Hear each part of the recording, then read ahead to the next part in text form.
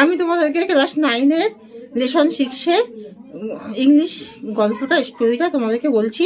তোমরা সবাই মন দিয়ে শোনো আর লিখে রাখো। আমি তোমাদেরকে বঙ্গানুবাদ করে সব বুঝিয়ে দিচ্ছি। Tom loses his tooth. Tom loses a tooth. Tom তার দাঁত হারিয়েছিল। টম লসেস এ টুথ, এটা হলো হেডিং। তাহলে এবার বঙ্গানুবাদ করে বোঝাচ্ছি, তোমরা সবাই মন দিয়ে শোনো।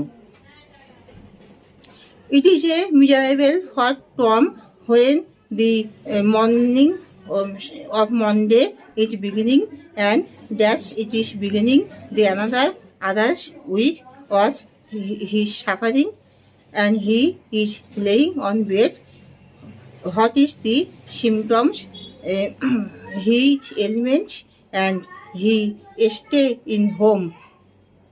He stay in home from school. যখন